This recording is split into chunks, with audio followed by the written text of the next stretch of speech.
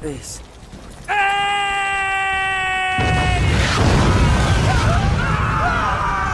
I'm here! I'm right here. Final Fantasy Type-0 has been a long time coming. It was originally called Final Fantasy Agito 13 as part of the Fabula Nova Crystallis series announced in 2006. The game eventually made it out in Japan as Final Fantasy Type-0 on the PSP in 2011. 4 years later, the West is finally getting a taste, so let's get to it. Stop if you heard this one before. There are 4 nations protecting crystals. One of them has grown weary of peace, decided to attack, and now a band of misfit rogues are destined to stand up to the monolithic empire. Okay, so maybe the premise is a little cliche in Final Fantasy sense. Type-0 is like an amalgamation of story elements taken from Final Fantasy VIII, Final Fantasy Tactics, and maybe even a little bit from Kingdom Hearts. To get serious though, the game stars Class 0, the top secret unit in Rubum's Academia Military Academy, who has been chosen to fight back against the invading Militesi Empire. The crew encompasses Ace and his fellow Zeros, teachers, and other alumni. The cutscene direction is more than a little unusual, but the dark themes and strong bonds between characters makes up for it.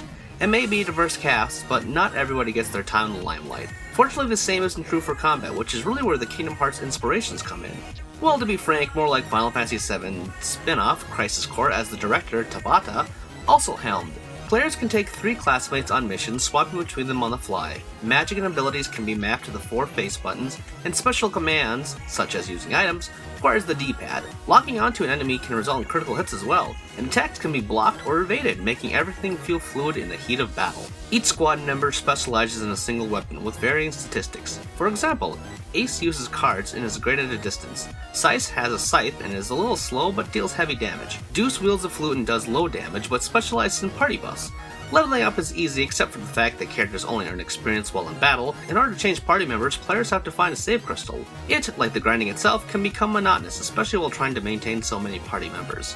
Even on the world map, they can't be swapped, nor can the game be saved. In general, traveling, despite the use of chocobos and air transportation, is a big flaw that slows down momentum. There are also a handful of RTS-like missions that are fairly simple and fun distractions. Players assist combat units by issuing commands to the troops as well as participate in the charge. The goal is to capture objective points like cities or to destroy armaments, all to take over a central command point. There are a few other mission types as well, and a few mini-games to throw in the mix, like chocobo breeding and participating in a battle arena, that, for the most part, are equally nice distractions. Characters level up in a few different ways. There's the obvious status boost when it comes to killing monsters and completing quests.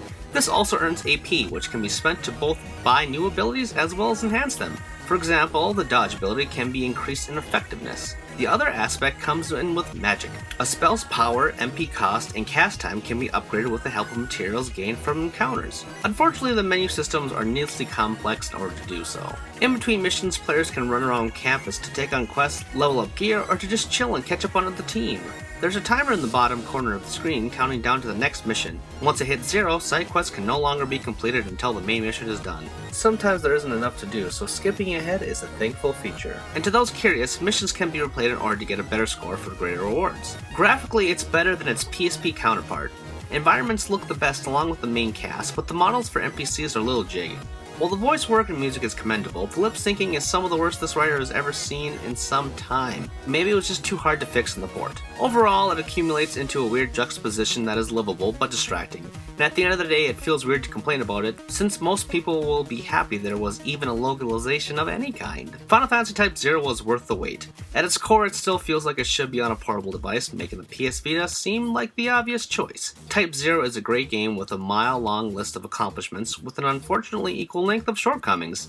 Fans will love it, but it's not necessarily the return to what was once the greatest RPG series of all time. That's enough!